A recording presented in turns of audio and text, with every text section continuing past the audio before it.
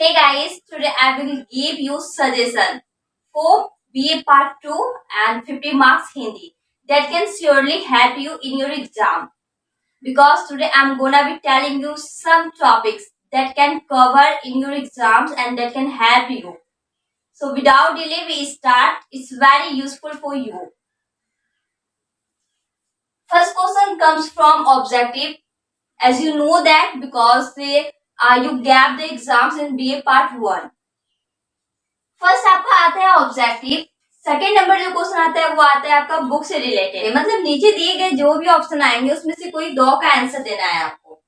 उस दो का आंसर आपका कहाँ से पूछा जाता है तो बुक से, जो कि आपका गद्य से आता है और पद्य से आता है. मतलब वो स्टोरी से आता है और दूसरा पोएम से आता है.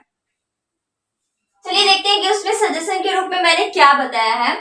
फर्स्ट है ईदगाह या फिर वसंत आ गया. अब वसंत आ गया ऐसा मैंने कहा नहीं, ये मैं कह नहीं रही हूँ, मैं आपको बता रही हूँ कि वसंत आ गया ये जो है ये एक टॉपिक का नेम है और ईदगाह भी एक टॉपिक का नेम है. शीर्षक का सारांश लिखे. मतलब ये दोनों इंपॉर्टेंट है कि इसका सारांश लिखने के लिए आपके एग्जाम में आ सकता है.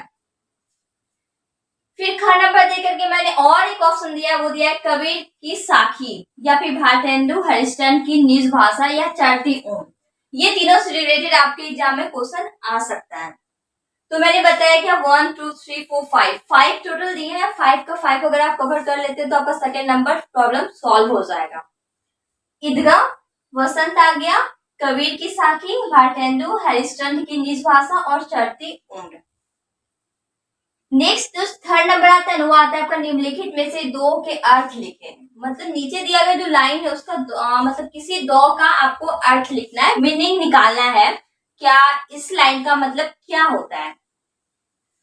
It can't give that because it's very necessary to know that which type of question came in your exam in previous years that can help you in eliminate the meaning.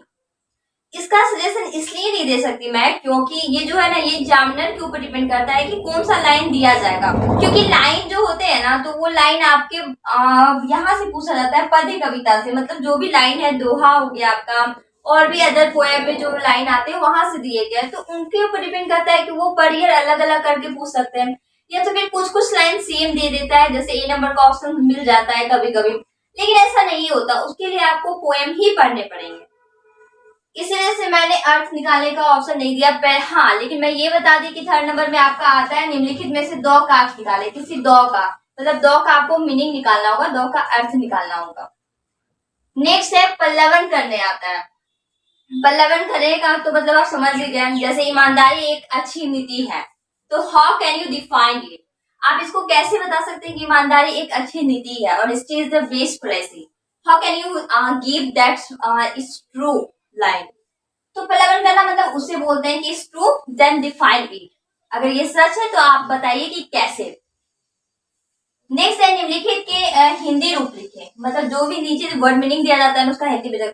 घबराना नहीं है, बहुत आसान आसान पूछता है, बहुत ज्यादा हार्ड भी नहीं पूछा होगा जैसा कि आप प्रीवियस ईयर में देख रहे होंगे. तो मतलब नॉर्मल पूछा जाता है दैट कैन गिव यू. जो आप आंसर दे सकते हैं ना वही आपका पूछा जाता है. फर्क कितना रहता है तो थोड़ा बहुत तैयारी करने की जरूरत होती है. तो ये जो हिंदी मीनिंग होता है वो आप जितने भी देख लेंगे प्रीवियस ईयर में तो प्रॉब्लम सॉल्व हो जाएगा या फिर एक्स्ट्रा भी दिए रहते हैं आपके गेस्ट पेपर में. टोटल 5 क्वेश्चन पूछे जाते हैं. एज यू नो दैट कि 50 मार्क्स के इंग्लिश में भी 5 क्वेश्चन पूछे जाते हैं और हिंदी में भी 5 क्वेश्चन पूछे जाते हैं. जिसमें फर्स्ट आपका ऑब्जेक्टिव आता है, दूसरा आता है प्रश्न के उत्तर किसी दो का, फिर दो का अर्थ लिखने आता है, फिर पल्लवन करने आता है. कोई भी लाइन का पल्लवन करने का मतलब होता है इसको डिस्क्राइब करना कि ये कैसे है. नेक्स्ट है निम्नलिखित के हिंदी रूप लिखिए. मतलब जो भी वर्ड आता है ना उसका हिंदी मीनिंग लिखना होता है. फिर आपका अब हम लोग जानते हैं कि वाकई आपको कविता और कहानी से कौन कौन से पोएम पढ़ने को होते हैं. क्योंकि देखिए ये पढ़ सकते हैं आप इजिली, लेकिन इसके अलावा भी अगर आप लाइन सबको भी के ऊपर भी फोकस करेंगे तो दैट कैन हेल्प यू.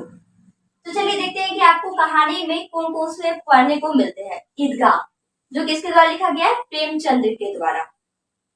जी चढ़ती ऊंट बाल कृष्ण भट्ट के द्वारा लिखा गया है. चढ़ती ऊंट बाल कृष्ण भट्ट के द्वारा लिखा गया है. जीवन की 3 प्रधान बातें विनोबा भावे के द्वारा लिखा गया है. बनारसी एक्का कृष्णदेव प्रसाद घोड़. बसंत आ गया है हजारी प्रसाद द्विवेदी. गद्य से आते हैं, मतलब स्टोरी से पूछे जाते हैं। ईदगाह, चढ़ती उम्र, जीवन की तीन प्रधान बातें, बनारसी एक का, वसंत आ गया है। किसके द्वारा लिखा गया है ये भी इंपॉर्टेंट है, तो ये भी आप देख लेंगे। अब आते हैं पोएम की बात की पद्य कविता से, मतलब पद्य का मतलब कविता होता है, इससे कौन कौन से क्वेश्चन पूछे जाते हैं। साखी किसके द्वारा लिखा गया है, कबीर के द्वारा। दोहे रहीम के द्वारा लिखा गया है।